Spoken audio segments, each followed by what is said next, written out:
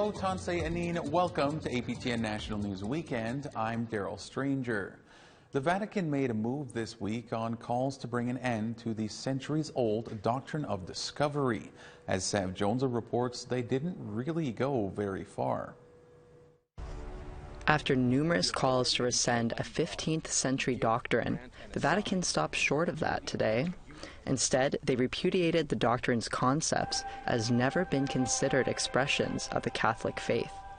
The Doctrine of Discovery is widely known as a tool of colonization, used to justify Christian conquest of indigenous peoples and take their lands. Written in 1493, the doctrine asserts that European people and culture are superior to all others. Indigenous peoples in Canada have been calling for the modern Vatican to rescind it, cries that grew louder during the Pope's visit in July 2022. Rose LeMay, CEO of Indigenous Reconciliation Group, says that visit played into today's announcement.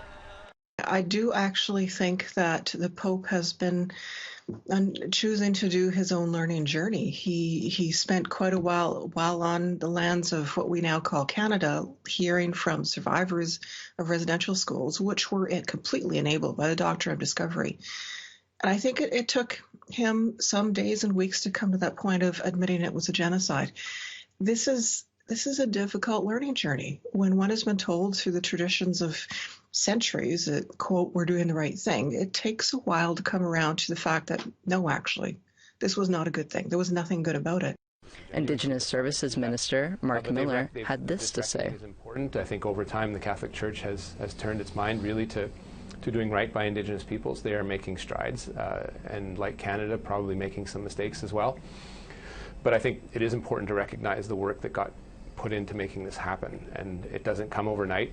It doesn't come without the advocacy of Indigenous groups or work within the Vatican. So very historically significant, and I believe it is truly an important step in recognizing the harm that's been done by acknowledging the impact of these papal bulls.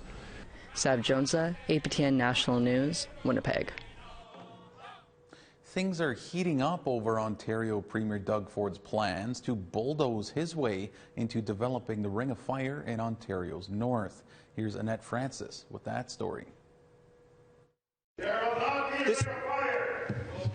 No consent, no free fire, no consent. Doug Ford, you come and meet me. I would ask our guests who are in the gallery to refrain from... Cries of defiance rained down upon Ontario politicians Thursday morning from leaders sitting in the visitors' gallery who represent 5 Northern First Nations. Security had to escort a couple of them out. Doug Ford, you come and meet me. You're not accessing our traditional homeland. You're not crossing the river system. You're not going to cross the river system.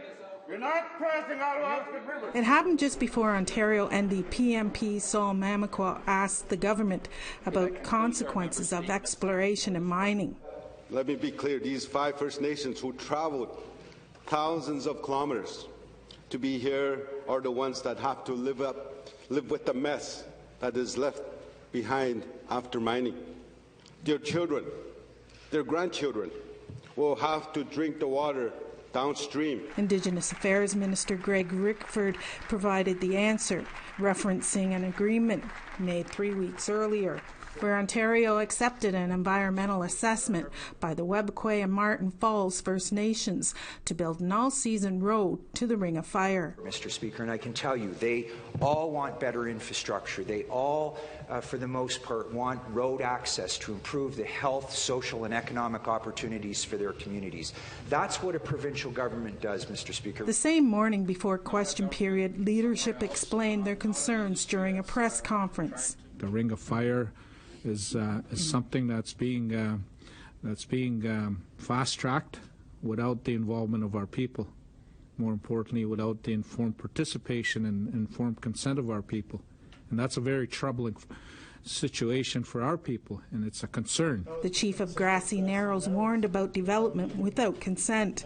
His community continues to suffer from mercury poisoning, although from the discharge of wastewater from a pulp mill and not mining. Want development.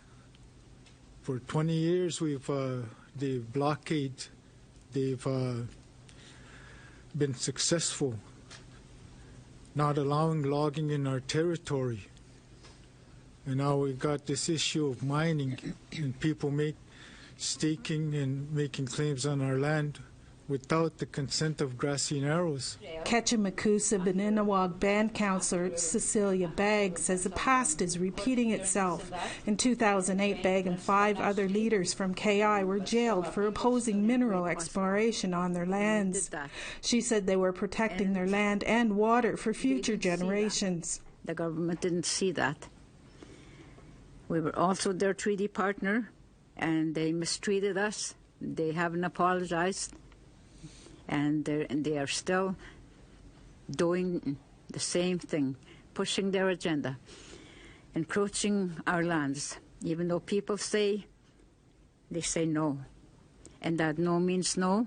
Minister Rickford's office responded to APTN News with an emailed statement. In part, it says, "From the outset, we have focused on consensus building in relation to resource projects and legacy infrastructure in Northern Ontario. Our government will meet its constitutional duty to consult while we continue this important work." Annette Francis, APTN National News, Toronto. Members of the RCMP arrested 5 people at the Wet'suwet'en access point in northern British Columbia earlier this week. Access point leaders called the incident harassment, but the BC RCMP say they were searching for stolen goods after an incident involving a pipeline worker. APTN's Lee Wilson has more.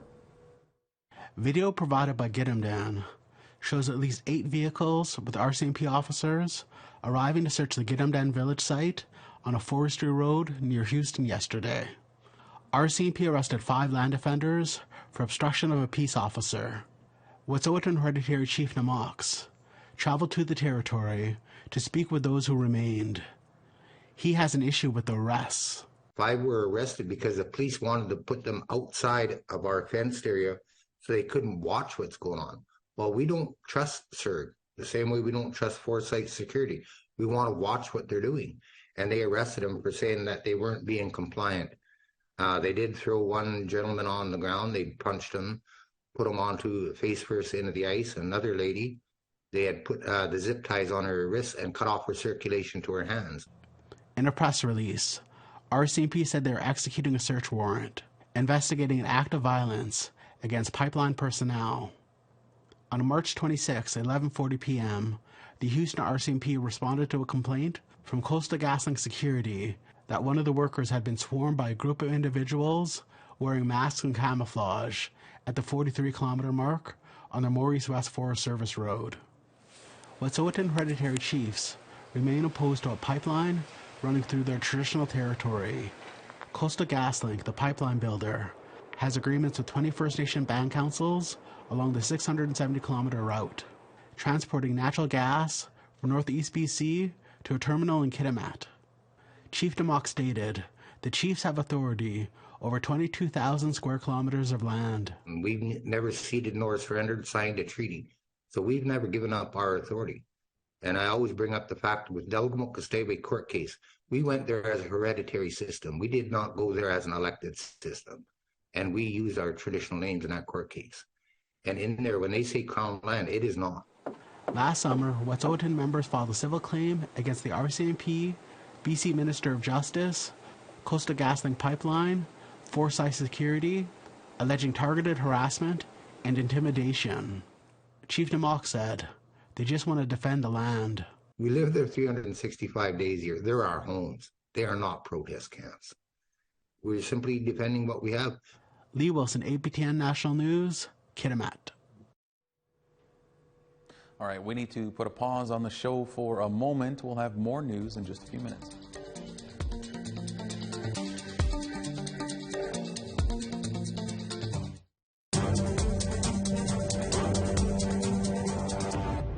Welcome back to APTN National News Weekend. More reaction came in this week on the release of 2 Soto sisters freed in a Yorkton courtroom. Here's APTN's Brent McGilvery with that story. I think they're probably, quite honestly, I think they're probably still in a state of shock, you know, because it's been a 30-year battle. Odelia and Narissa Cuisance were released on bail yesterday pending the results of their ministerial review. They were convicted of the 1993 murder of Anthony Joseph Dolph. We're home free, and I just want to thank the judge, and that's all I have to say right now. Thank you, and my family being here and all our supporters. Miigweh e relief. Odelia can look forward to living a new life with her partner and twin daughters in Rain, Saskatchewan, while Narissa was offered a home with the Congress of Aboriginal Peoples National Vice Chief Kim Bodin and his wife in Saskatoon, Saskatchewan. I recognize how the courts work, and they'll pretty much use any excuse to make sure that people can't get home, particularly Indigenous people. FSIN Second Vice Chief Edward Dutch-Lara said it's time for them to go home. We are, the system got it right today. These two ladies have been incarcerated for 30 years. They have never once said they were guilty of that crime they were being accused of. And for them to, after this long, to be allowed into the community to till the provincial government, the justice system, decides on what their next steps will be. We think it's a great day. Narissa and Odelia can now start their healing journey with support after the terrible experiences they have endured since their incarceration, some of which Narissa spoke about with Kim Bodin prior to her release. I'm looking forward to really hearing her story and what happened, and even today she was telling me about experiences at Pine Grove, the kind of experiences that she was addressing, which were very negative. The judge, in his comments as well, you could see the shift and changes, and he made it that from 1993 to compare where we are today, and that was big to me. So this is a little bit of a glimmer of hope, in spite of the fact that the prosecution fought tooth and nail and wouldn't even provide disclosure. That tells you where they're coming from. Bodin has advocated for Indigenous people in Saskatoon for years as an outreach worker with strong connections. A lot of people actually, since this actually went public, have reached out to me as well, offering their assistance. She will, I know she's been institutionalized for so long. It's going to have an effect on you. We know that. And so we're going to make sure that she really gets introduced to the right people, the right supports, and I think it's really going to, I'm really looking forward to what's going to happen. You'll see, I can see a big transition. Brent McGillivray, APTN National News, Saskatoon. Tension in a Winnipeg courtroom gave way to anger from some observers as retired priest Arthur Massé was acquitted earlier this week. He was tried in early March on a sex charge relating to his time at the Fort Alexander Residential School northeast of Winnipeg on what is now Saugeen First Nation. APTN's Leanne Sanders reports. Victoria McIntosh was visibly upset as the judge announced her not guilty verdict. The 63-year-old complainant in the case avoided reporters as she left the courthouse. One of her supporters spoke briefly, saying there was no justice today for victims. Well, we saw the results today, didn't we? We saw the no justice. The judge believed her story, was not that she could identify. But she's not the only one that this happened to. Justice Candace Grammond said in her decision she found McIntosh to be a credible witness, but was not convinced Massé was the priest who committed the assault against her. The Southern Chiefs Organization issued a statement on the decision saying, "I extend my prayers to Victoria McIntosh and commend you for your bravery in coming forward to seek justice. It is extremely difficult to confront the abuse one has experienced as a child." And the liaison for the SCO's Survivors Healing Program, Martina Fisher, said she was not surprised at the acquittal because she says the church and state work together. The truth of the matter is that the church will never 100% admit that there are these faults that they committed, because if they do, that will mean they will have the responsibility to organize healing strategies with the First Nations. Massé was arrested last June after a decade-long RCMP investigation. The now 93-year-old priest showed no emotion at the verdict and also avoided reporters as he left the courthouse. Leanne Sanders, APTN National News, Winnipeg. Finance Minister Chrystia Freeland unveiled the 2023 budget on Tuesday, and one of the major themes this year is economic reconciliation with Indigenous peoples. APTN's Fraser Needham has more. The Liberal government says it wants Indigenous people to be a major part of the economy and has pledged $173 million over 5 years to achieve this goal. But in her speech, Finance Minister Chrystia Freeland only mentions Indigenous people once. And that was in the context of the benefits they'll receive from economic development. For Indigenous peoples, building major projects and sharing in the prosperity they create. This includes $76 million to advance self-government initiatives, $35 million for a lands advisory board to help First Nations achieve the economic potential of their lands, and $21 million to increase Indigenous participation in environmental assessments on economic projects that affect their territories. But by far the largest investment is Indigenous housing, with $4 billion to be committed over 7 years, starting in 2024-2025. Assembly of First Nations National Chief Roseanne Archibald says this is not enough. It's not acceptable for this government to make decisions that are creating unhealthy situations for our families, sometimes up to 20 people in a house, multi-generational families living in a 2-bedroom home. The feds will also spend over $827 million over 5 years on Indigenous health, which includes $811 million for medical travel, mental health, dental, vision, and medication, and $16 million to reduce tuberculosis rates in Inuit communities. Despite all the spending, Archibald is tired of budgetary cycles. You know, we're asking for clean drinking water. That's a reasonable ask. We're asking for housing that is safe, a very reasonable ask. We're asking for infrastructure that puts us at the same level as every other Canadian. Again, very reasonable. And what happens is this federal government turns around and, you know, deliberately underfunds us and deliberately keeps us in those cycles of poverty rather than moving us into prosperity. There's also $125 million over 5 years for a national action plan on missing and murdered Indigenous women and girls. About $96 million of this funding will be used to help families access information about loved ones and enhance victim services. The government is calling this year's budget a Made in Canada plan, with close to $200 billion to address healthcare backlogs, the launch of a public dental care plan, and a grocery bill rebate. Fraser Needham, APTN National News, Ottawa. A specialty license plate raising funds for families of MMIWG in Manitoba may hit the roads by the end of the year. But its original creator says the wait is unnecessary because she already did all of the work. NDP MLA for Point Douglas, Bernadette Smith, came up with the idea. Her own sister, Claudette Osborne, went missing in 2008.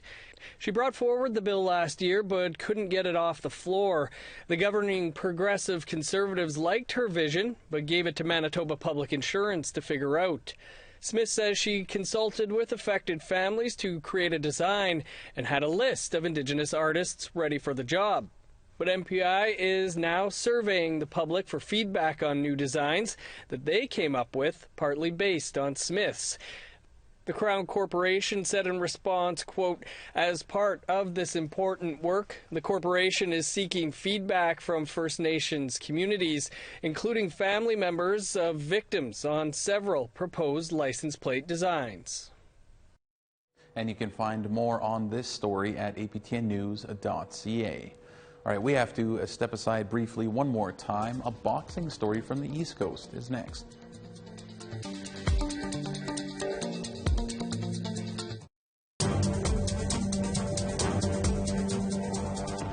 Welcome back to APTN National News Weekend. Boxing is a popular sport in the Eskasoni First Nation in Nova Scotia. Dozens of young boxers bob and weave while practicing their hooks at the Red Tribe Boxing Club.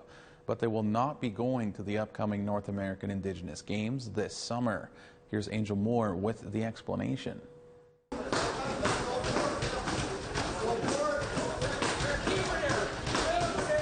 Aaliyah Young is 15 years old. She's been boxing for about 3 years, and it's good for her mental health. I love boxing because it gives me a good way of challenging my anger and sadness or anything, and the workout afterwards gives me a happy feeling. Exorian Marshall started when he was 14 years old. Now 18, he agrees boxing is good therapy. I was just like an overall bad kid, I'd say, and boxing saved me.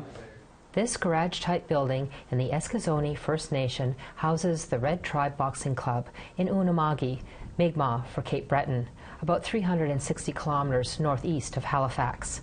About 30 youth gather here to learn boxing, but they will not be taking part in the North American Indigenous Games. That's because NAG hasn't hosted boxing for almost 15 years. Red Tribe Boxing Club's head coach, Barry Bernard, is holding an event, also called a card, during NAG to prove there's interest in the sport. The first Aboriginal boxing card on July 19th in Halifax. It's going to be at the Halifax Forum. The building, multiple purpose building in Halifax Forum, yeah. So it's going to be on July 19th, and I hope I'm going to have about 15 bouts. So it's going to be in an open and novice division. Ivan Knockwood has been a coach for the last 10 years. He says boxing has become popular and should be included in NAG. There's a big increase in boxing throughout First Nations communities, like all over. When we go to other places, we connect with other First Nations people, and there's like more than enough talent to have it back into the games. NAG did not respond to APTN's interview request. Bernard hopes the Halifax card will prove there is enough interest in the sport. The last time they had boxing in NAG was about 20 years ago. Now I think it's about time to bring it back. And if you have enough clubs to put it together, enough coaches to put it together, it should be brought back to the Aboriginal Games. That's what I think. Marshall hoped to attend NAG, but will continue to compete. Now I just want to keep striving for greatness, and I hope my people keep doing that and having that mentality so they could keep striving with me. This July, over 5,000 athletes and coaches from over 750 Indigenous nations will compete at the North American Indigenous Games in Jabuktuk and Millbrook First Nation. Angel Moore, APTN National News, Eskizoni First Nation. Well, that's all we have for you on this very first show of April. If you missed any of our stories from tonight or throughout the week, our website, aptnnews.ca, has the information for you. For all of us here, thank you so much for joining us. Miigwech Kananaskamatin. Have a great weekend.